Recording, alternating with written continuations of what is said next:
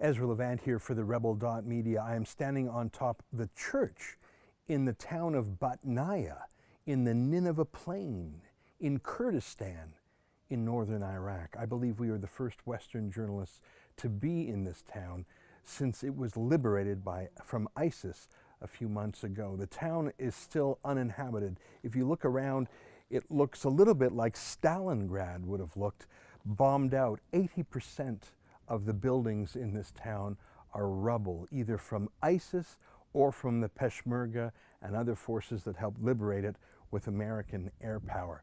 This town is a wreck. This church in particular is of special interest to me because when ISIS took over the town, they didn't just take it over for land or for the spoils economically. They took it over with a religious mission, a holy war, a jihad against Christianity. As we walked through the church today, we saw some parts had been cleaned up a little bit, but other parts are still in the state they were found when this town was liberated. Defaced, torched, bullet marks everywhere. Every cross that could be broken, every wooden cross was snapped. Other crosses were shot at. Any figurines of Mary or other religious figures were shot by ISIS. They defaced things in the most grotesque ways imaginable. And they left propaganda written, obviously, in Arabic, denying Christianity, but shockingly, in German, perfect handwriting, written by an educated German, denouncing Christianity, threatening death and murder to any Christians, and saying this was the Islamic State forever. A shocking reminder that Muslim jihadis came from Germany to fight and kill Christians in Iraq. Absolutely shocking. If you look up, you can see there are two crosses that have been resurrected on the cupolas of the church here, even though the town is not yet inhabited again. It's the first few symbols that Christianity hopefully will return to this land where there have been churches for more than 1,400 years. Some of the earliest Christians live here. They still pray in the ancient language of Aramaic. That's Jesus' language.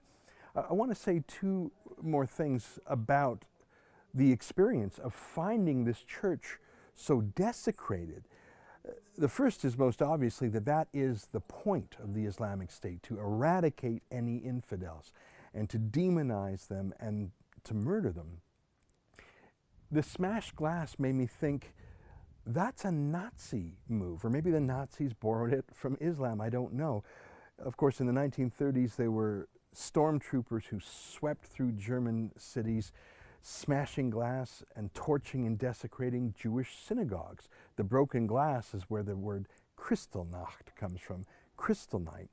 That's what ISIS has done throughout the Middle East, a Kristallnacht, destroying churches and any remnants of Christianity, willingly defiling it, purposefully defiling it. The second analogy, I think, is more terrifying. It goes to the fact that I believe we're the first Western journalists to be here, and already some of the defacements on this church are being cleaned up, and they already held a mass in this church as a symbol. They put the crosses back up, but who is documenting this genocide? They're already spray painting over some of the anti-Christian graffiti. They're already cleaning things up. They're already rebuilding the Stalingrad rubble.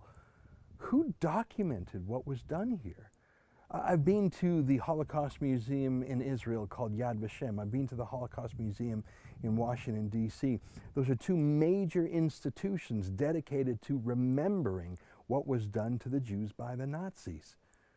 Radical Islam, ISIS, Al-Qaeda, and a dozen other similar groups, they are the new Nazis. Who will remember what they did? It's already being erased before our very eyes. For the Rebel.media, I'm Ezra Levant. I'm standing atop a church in Batnaya, Iraq, a church that was defaced and desecrated by ISIS. We're here to tell that story and also to bring a little bit of humanitarian relief. If you want to join our mission, visit SaveTheChristians.com.